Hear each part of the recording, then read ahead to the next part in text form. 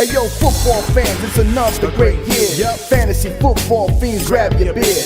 Giving you the best draft tips for all your picks. Starts and sits to the waiver wire fix. From mock drafts galore to stats that's hardcore. Triple F does it all, have y'all screaming more. So sit back, relax, let the experts prevail. JT Magnum, Siggy Guns never fail. What's up, fantasy football fans? My name is JT Magnum here along with Siggy Guns. Welcome back to Fantasy Football Fiends. This is our top 20 tight end rankings in this episode. And, let's get right into these. Siggy, who's your 20 through 11 for your tight ends? Martellus Bennett, Dwayne Allen, Jordan Cameron, Charles Clay. I have Ladarius Green up there, but I'm pretty sure now that we got news of him being on the PUP list, I would have put him at number 28. Zach Miller, Eric Ebron, Jason Witten, Zach Ertz, and Julius Thomas at number 11. I'm going to talk about Jordan Cameron, though. He is somebody that used to be really good in Cleveland. Everybody has some expectations of him in Miami. He did good for a couple of games, but really that's about it. He had a very okay tight end season. But now the big difference is the offensive coordinator, I believe, is the former one for the Broncos whenever Julius Thomas was doing good. I think, I'm not sure if it was a coordinator or maybe he was a coach that the Dolphins hired or whatnot. But a lot of press has been saying that Cameron is really excited about it because they thinking that he's going to be a focal point at some point in the season. Obviously, Landry is going to be the guy for receiving, don't get me wrong. But Cameron might be getting a lot of targets. I mean, obviously, that year that I'm talking about, Julius Thomas, you had Demaryius Thomas do great for the wide receiver spot, and then you had Julius Thomas be great getting, touchdowns and receptions. So fantasy-wise, I think Cameron can surprise people if he has that kind of production, obviously. But if the offense is more tight end, favorite, then it only benefits Cameron in the end. Yeah, for my 20 through 11, I have Eric Ebron, Austin Seferian-Jenkins, Jason Witten, Kyle Rudolph, Tyler Eifert. I had him higher, but since he's obviously hurt as well, I put him lower. I had Ladarius Green, but I'm going to insert Jordan Cameron in there. Jimmy Graham, Zach Miller, Jared Cook, and Vance McDonald. And I'll talk about Jared Cook. I have him ranked at number 12. A lot of people had him lower than that because they love Richard Rodgers in Green Bay, but I like Jared Cook. He could have been a very productive tight end in LA, or I should say in St. Louis when they were the Rams in St. Louis, but he wasn't because of the quarterbacks that were surrounding him. He's a very athletic tight end, and now I think he's going to flourish with that West Coast offense with Aaron Rodgers because Aaron Rodgers loves tight ends, and now he has Jared Cook and Richard Rodgers to throw to, Jared Cook being the more athletic of the two, and I think he is going to flourish with Aaron Rodgers because Aaron Rodgers is the type of guy that's going to get the ball to you. He sees when you're open, he'll throw you open when pretty much you are, and Jared Cook is not easy to cover. It's not easy for a safety or a linebacker to cover him. He's very deceptively fast and, like I said, athletic. So I really like him to move up this year. He's going to be a surprise tight end, I think, this year in fantasy. And a lot of people are sleeping on him. He's not even being drafted till so late. He's a guy that you can pick up. Like I said, if you want to stack up on wide receivers or running backs and even get a quarterback, or even if you have Aaron Rodgers, pick up Jared Cook. You can double dip with points. So I like him a lot. I think the main reason why is, I don't know what it is. There's always the option to have two tight ends as far as on your bench, but nobody does anyways, unless you happen to have a flex tight end that's, obviously if you have Gronkowski, you're going to want him.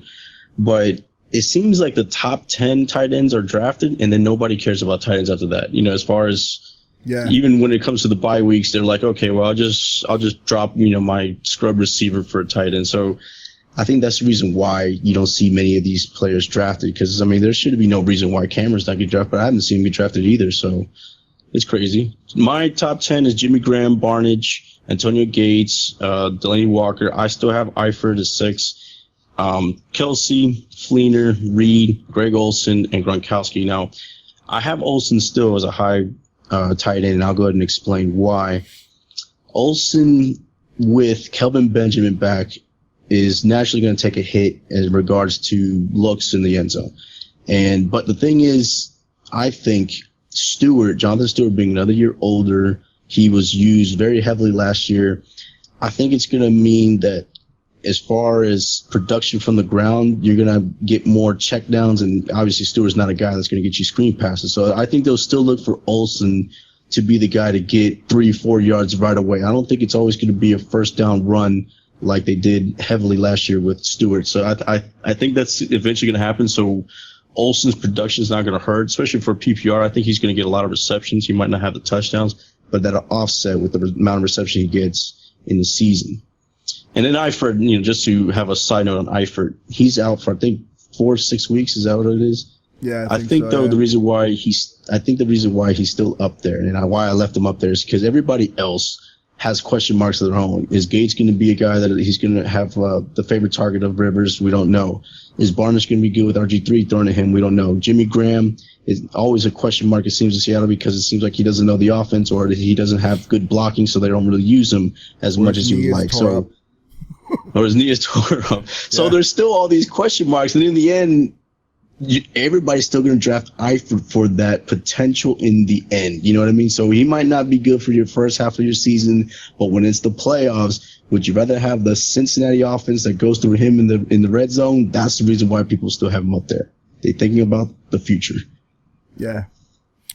From my 10 through 11, I have Antonio Gates, Zach Ertz, Julius Thomas, Gary Barnidge, Colby Fleener, Travis Kelce, Delaney Walker, Greg Olsen, Rob Gronkowski, and Jordan Reed.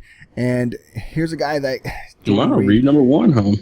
Yeah, Reed's my number one. He's so productive, and with Kirk, I think with the weapons that Kirk Cousins have, and the way, like you were talking about in another video, how Kirk Cousins, they're gonna be throwing that rock around a lot this year, and I just see Jordan Reed just flourishing because he's like a wide receiver, but he's a tight end. He's literally a wide receiver in a tight end body, and now he's got Vernon Davis opposite him to help take off some of the coverage off of him. You have to defend them. You can't he's gonna get a lot more one-on-one opportunities, especially with Deshaun Jackson out there, Josh Doxson, Pierre Garçon. And like Vernon Davis, like I said, when they're in passing situations, Jordan Reed, you can't double cover him. You're gonna have to. Who are you gonna cover him with? He's even a mismatch for cornerbacks. Like he just finds ways to get open. He had a lot of catches last year, a lot of yards. He was a stud tight end last year. I think he's going to break out even more this year. I think he's going to do better than Gronkowski. Only reason I think he's going to do better than Gronkowski, though, because Brady's missing the first 4 weeks of the season. So I don't see Gronkowski having the big games like he does usually with Brady. I don't think he has that rapport with Garoppolo. And I definitely know Reed has that with Kirk Cousins.